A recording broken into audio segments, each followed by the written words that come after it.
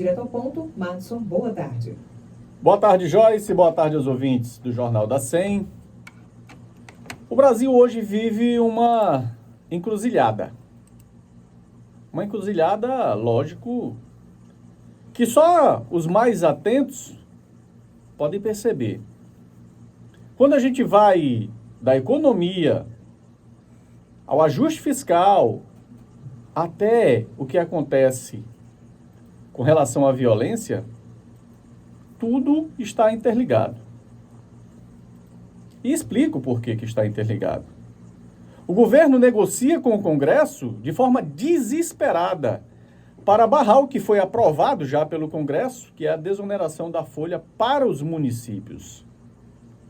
Desonerar a folha para os municípios quer dizer que os municípios que hoje pagam 20% de custos para o INSS e outros para a garantia do trabalhador, passariam a pagar 8%.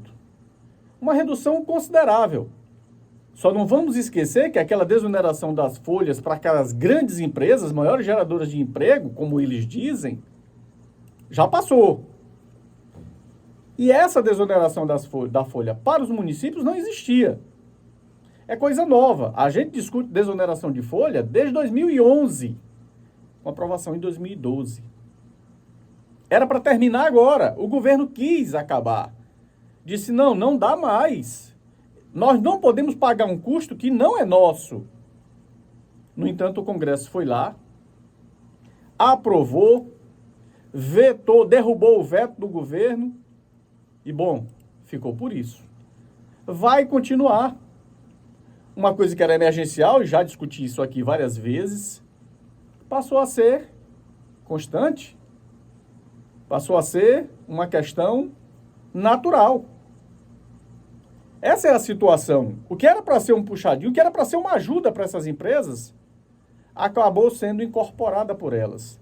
E aí o Congresso, ano eleitoral, para fazer, e posso até estar aqui sendo leviano e não quero ser, mas é o que leva a crer que o Congresso faz para jogar para a galera desonerar a folha dos municípios. E a pergunta é justo ou é injusto? Sinceramente, é justo.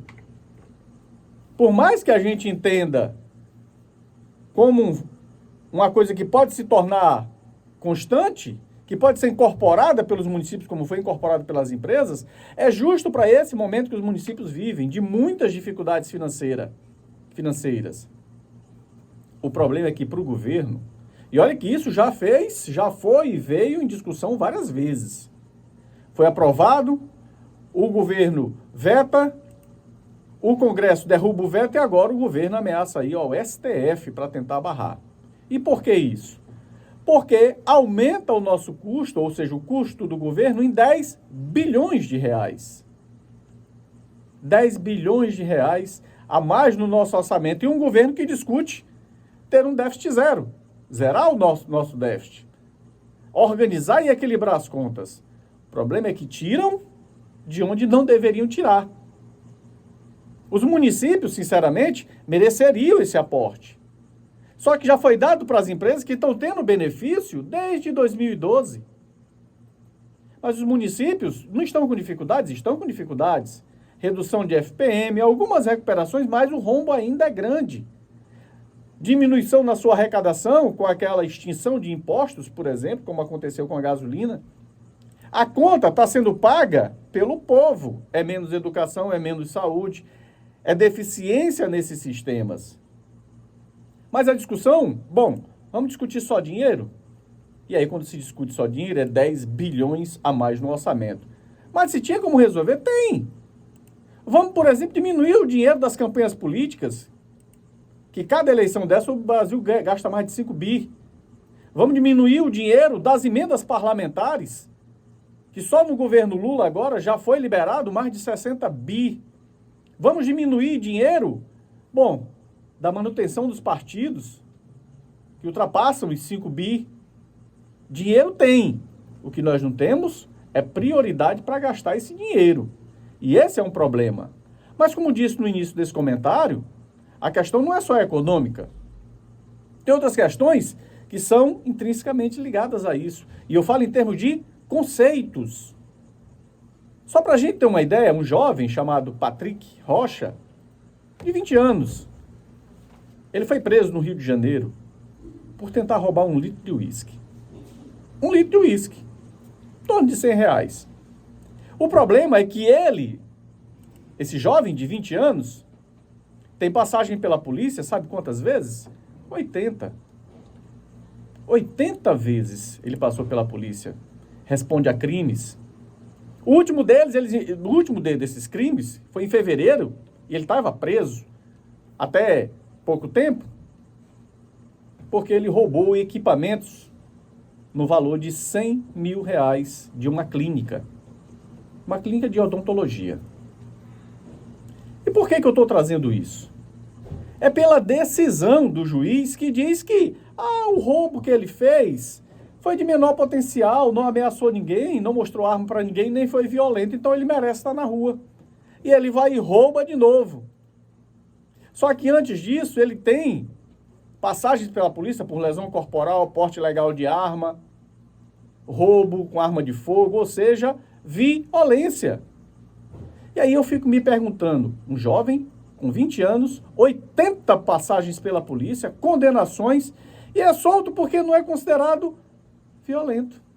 Que fez um assalto e não usou de violência. Será que esse é o parâmetro de recuperação que nós temos no Brasil com relação à violência? Será que esse é o parâmetro ou é porque não tem lugar o suficiente para tanto bandido no Brasil? Conceito. Nós não estamos recuperando. Um jovem de 20 anos. Está tudo errado. Com certeza, o Estado falhou lá atrás. E continua falhando, porque coloca ele na rua, ele sendo um cometedor de crimes. Pergunto de novo, é porque nós não temos vagas? Ou é porque o conceito realmente está mudando?